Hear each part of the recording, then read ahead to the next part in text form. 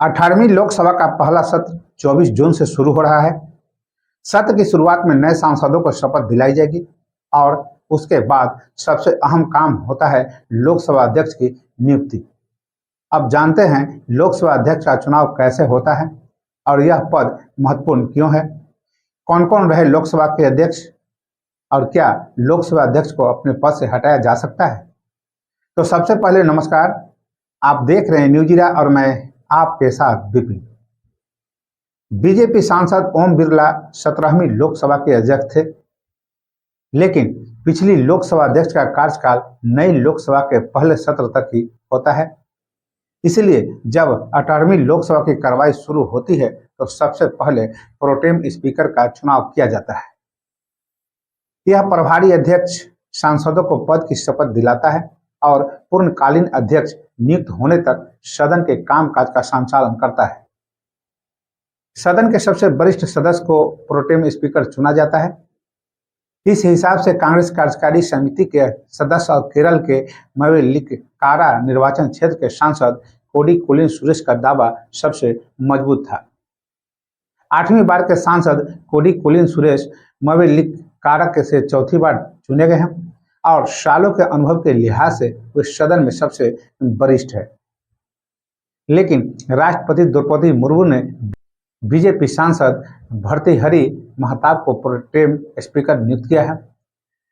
भर्तृहरि महताब 7 बार के सांसद हैं। हालांकि उनकी नियुक्ति पर कांग्रेस ने सवाल भी उठाए हैं, लेकिन महताब ही नए सांसदों को उनके पद की शपथ दिलाएंगे। अब जानते हैं कि लोकसभा में अध्यक्ष कैसे चुने जाते हैं। संविधान के अनुच्छेद 93 के अनुसार लोकसभा अध्यक्ष का चुनाव किया जाता है। सांसद अपने 2 सांसदों को सभापति और उपसभापति बनाते हैं। सदस्यों को इस लोकसभा अध्यक्ष के चुनाव से एक दिन पहले उम्मीदवारों को समर्थन नोटिस जमा करना होता है। चुनाव के दिन लोकसभा अध्यक्ष का चुनाव साधारण बहुमत के जरिए किया जाता है, यानी जिस उम्मीदवार को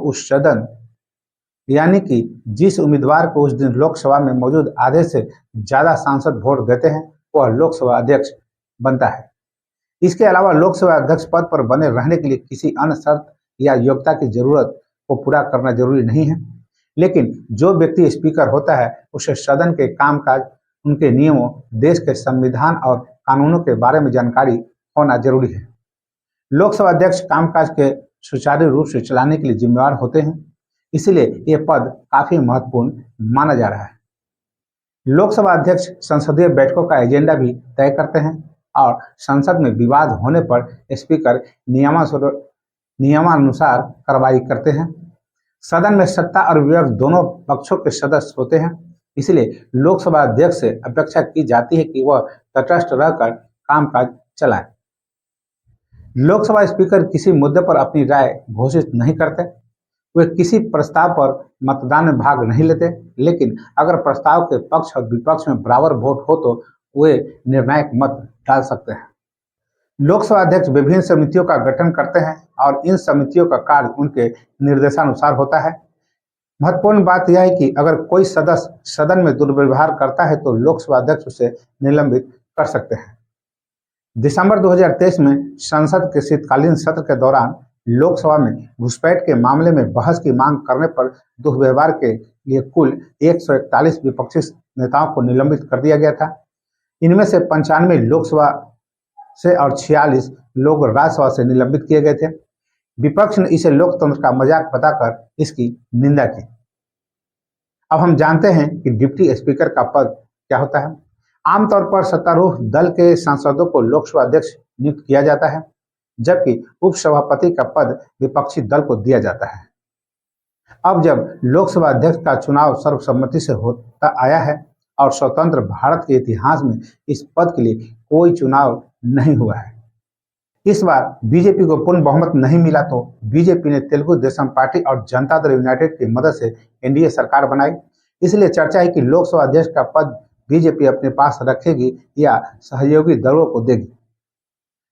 16वीं और 17वीं लोकसभा चुनाव में बीजेपी के पास पूर्ण बहुमत था। सुमित्रा महाजन 16वीं लोकसभा की अध्यक्ष थी। एआईएडीएमके नेता थंबी दुरई इस लोकसभा के उपाध्यक्ष थे।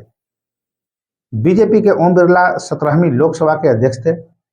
लेकिन तब लोकसभा में उपाध्यक्ष का चुनाव नहीं हुआ और पूरे कार्यकाल तक यह पद खाली रहा। अब इस लोकसभा में डिप्टी स्पीकर पाने के लिए इंडिया अलायंस का आक्रामक रुख है। लोकसभा में उन सांसदों को भी स्पीकर पद दिया गया है जो पहले सत्ता पक्ष में नहीं थे। 12वीं लोकसभा की अध्यक्षता तेलुगु देशम पार्टी के जीएमसी बालियोगी ने की, जबकि उस समय बीजेपी के अटल बिहारी वाजपेयी प्रधानमंत्री थे। वालियोगी को 13वीं लोकसभा के अध्यक्ष के रूप में चुना गया था, लेकिन इसी पद पर रहते हुए उनकी हेलीकॉप्टर दुर्घटना में उनकी मौत हो गई थी। उसके बाद शिवसेना के सांसद मनोहर जोशी 13वीं लोकसभा के अध्यक्ष थे। अब तक इतिहास में एम.के. अयंगर, जी.एस. ढिल्लो, बलराम जाखड़ और जी.एम.सी. बालियोगी को लगातार 2 लोकसभा का अध्यक्ष नियुक्त किया गया है। इसमें से केवल बलराम जाखड़ ने 7वीं और 8वीं लोकसभा के अध्यक्ष के रूप में अपना कार्यकाल पूरा किया। 4थी लोकसभा के अध्यक्ष के रूप में कांग्रेस नेता नीलम रेड्डी ने अपनी नियुक्ति के बाद अध्यक्ष तटस्थ होने के सिद्धांत को मानते हुए कांग्रेस पार्टी छोड़ दी थी, जबकि मनमोहन सिंह पहली बार यूपीए सरकार के मार्क्सवादी कम्युनिस्ट पार्टी ने बाहरी समर्थन दिया था। तब अनुभवी सीपीआई-एम नेता सोमनाथ चटर्जी लोकसभा के अध्यक्ष बने थे। बाद में सीपीआई-एम ने अमेरिका के साथ भारत के परमाणु समझौते विवाद पर सरकार से समर्थन वापस ले लिया और चटर्जी को लोकसभा अध्यक्ष पद से इस्तीफा देने के लिए कहा, लेकिन उन्होंने ऐसा करने से इनकार कर दिया। इसके बाद उन्हें पार्टी से निकाल दिया गया। साल 2009 से 2014 तक 15वीं लोकसभा की अध्यक्ष रही वीरा कुमार लोकसभा अध्यक्ष का पद संभालने वाली पहली महिला थी। उसके बाद बीजेपी की सुमित्रा महाजन 16वीं लोकसभा की अध्यक्ष बने। अब जानते हैं कि क्या लोकसभा अध्यक्ष को पद से हटाया जा सकता है। संविधान का अनुच्छेद 94 सदन को लोकसभा अध्यक्ष को पद से हटाने का अधिकार देता है। लोकसभा अध्यक्ष को 14 दिन का नोटिस देकर 50% से अधिक प्रभावी बहुमत से पारित प्रस्ताव पर पद से हटाया जा सकता है। प्रभावी बहुमत का मतलब उस दिन लोकसभा में 50% से अधिक सदस्य सांसद में मौजूद होते हैं। इसके अलावा लोक प्रतिनिधित्व अधिनियम के धारा 7 और 8 के अनुसार भी लोकसभा अध्यक्ष को हटाया जा सकता है।